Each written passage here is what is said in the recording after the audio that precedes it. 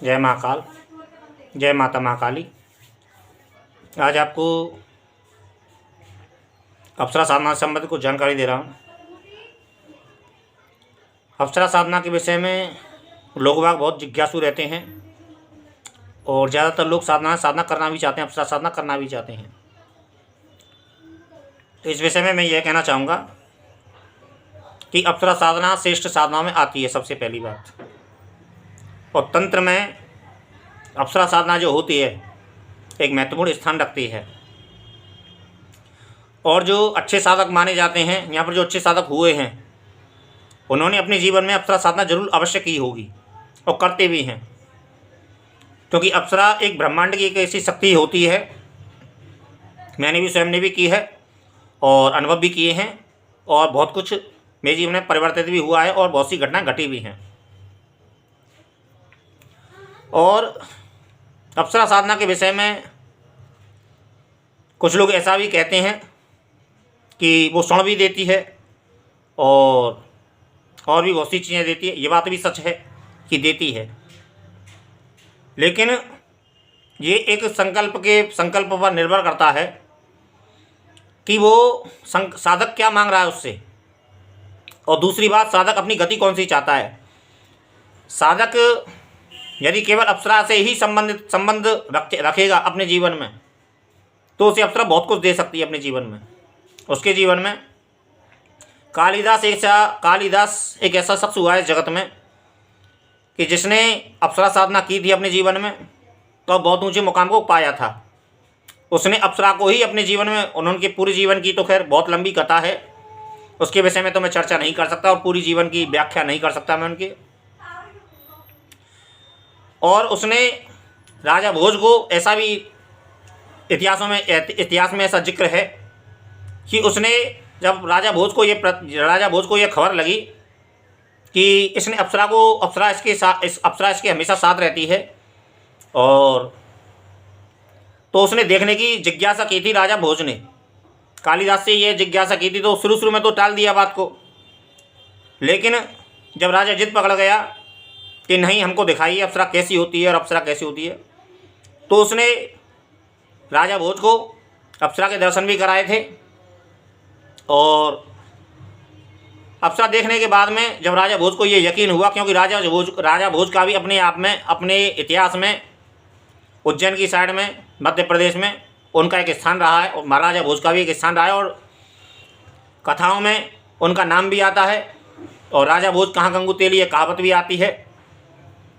तो अप्सरा साधना जो होती है अपने तंत्र क्षेत्र में, कुछ साधनाएं बस ही महत्वपूर्ण स्थान रखती हैं, जिसमें से अप्सरा साधना आती है, योगनी साधना आती है, डाकनी साधना आती है, और दसमा विद्या की तो खैर बात ही कुछ और है।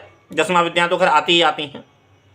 ये मैं उन तंत्र के उन प्रमुख साधनाओं के जिक्र कर रहा हूँ कि जो मुख्य साधना में आती हैं, जिसमें कुछ यक्ष साधनाएं भी आती हैं और गंधर्व साधनाएं भी आती हैं और किन्नरी साधना भी आती है।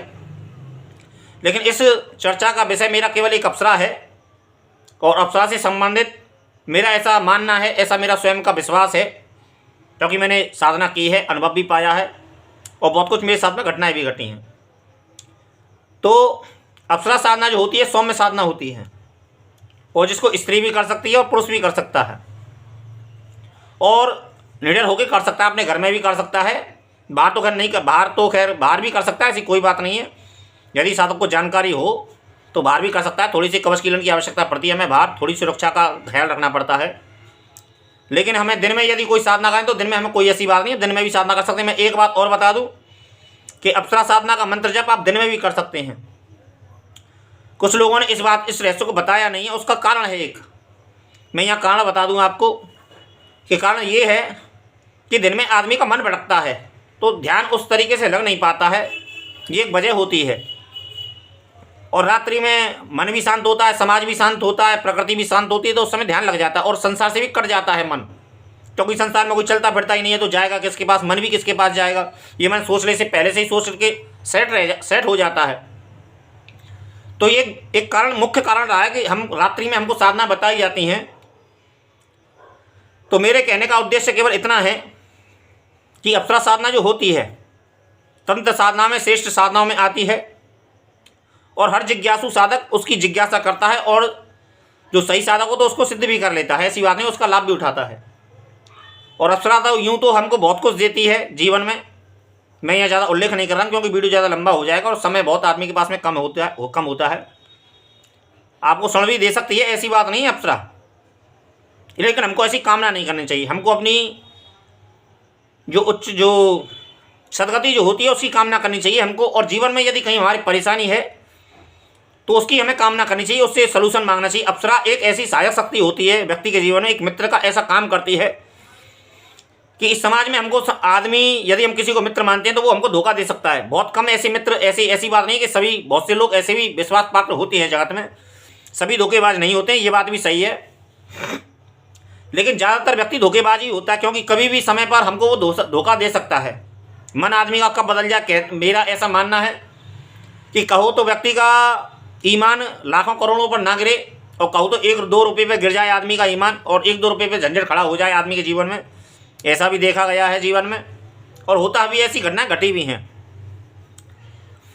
तो समाज में तो आप किसी पे भरोसा नहीं कर सकते हैं, लेकिन अप्सरा जो होती है व्यक्ति के जीवन में एक ऐसा मित्र का काम करती है जो आपका ऐसा मार्गदर्शन कर सकती है कि कहीं भी आप समस्या में फंस जाएं तो वो आपका एक ऐसा मार्गदर्शन कर सकती है कि आपको जीवन को उन समस्याओं से निजात दिला सकती है। यहाँ पर वो मार्ग बता सकती है कि जहाँ से तुमको सोल्यूशन मिलेगा और जहाँ से तुम बच के निकल जाओगे। और प्रत्यक्ष भी हो जाती है अप्सरा, ऐसी कोई बात नहीं, थोड़ी सी मेहनत करने पर प्रत्यक्ष भी हो जाती है। साधक के अंदर मेहनत करने की थोड़ी सी क्षमता हो तो प्रत्यक्ष भी हो जाती है, ऐसी बात नहीं। और अप्रत्यक्ष भी होती है। अब हम जब शुरू में साधना करते हैं तो हमको अप्रत्यक्ष सिद्धि प्राप्त होती है, लेकिन हम थोड़ी सी और मेहनत करते हैं तो प्रत्यक्ष भी हो जाती है। लेकिन कुछ लोग ऐसा होते हैं कि 2-4 माला जपें और वो ये समझ लें कि हमको अप्सरा आ जाएगी, तो ऐसा समझना नहीं चाहिए। साधना को सही तरीके से समझना चाहिए, साधना को सही तरीके से करना चाहिए, और विश्वास रखना चाहिए, और धैर्य रखना चाहिए। और मेरा ऐसा मानना है, मेरा स्वयं का ऐसा विश्वास है और स्वयं का अनुभव है कि अप्सरा साधना जो होती है वो श्रेष्ठ साधनाओं में आती है, और हर व्यक्ति को करना चाहिए, जिसमें स्त्री भी कर सकती है और पुरुष भी कर सकता है। और स्त्रियों के लिए कोई ऐसी वर्जित नहीं है, स्त्री भी कर सकती है, और कई स्त्री साधिकाओं ने लाभ भी उठाया है। और मैं चाहता हूँ कि आप साधना के क्षेत्र में बढ़ें और अपने जीवन को उन्नति की ओर ले जाएं। और मेरा ऐसा मानना है कि अप्सरा साधना जो होती है वो श्रेष्ठ साधना में आती है, और जीवन में व्यक्ति को जरूर करनी चाहिए। अप्सरा जैसा मित्र आपको नहीं मिलेगा इस जगत में। और ज़्यादा इधर उधर की तो खैर मैं बातें नहीं करूँगा। अप्सरा जैसा आपको मित्र नहीं मिलेगा, और श्रेष्ठ मित्रों में शुमार हो सकती है अप्सरा। और किसी भी अपनी व्यक्ति को अपनी मन को थोड़ा सा सही रखना चाहिए, तो अप्सरा को भी ऐसी बात नहीं है, अप्सरा से भी हम बात कर सकते हैं, अप्सरा को प्रत्यक्ष भी कर सकते हैं, ऐसी कोई बड़ी बात नहीं है। अप्सरा को प्रत्यक्ष करना कोई बड़ी बात नहीं होती है, थोड़ी सी मेहनत की ज़रूरत होती है इंसान को। और यदि हम मेहनत करें तो हमको प्रत्यक्ष भी कर सकते हैं, और हम अपनी समस्याओं से निजात भी पा सकते हैं। और से और आगे जब कभी जानकारी दूंगा। जय महाकाल, जय माता महाकाली।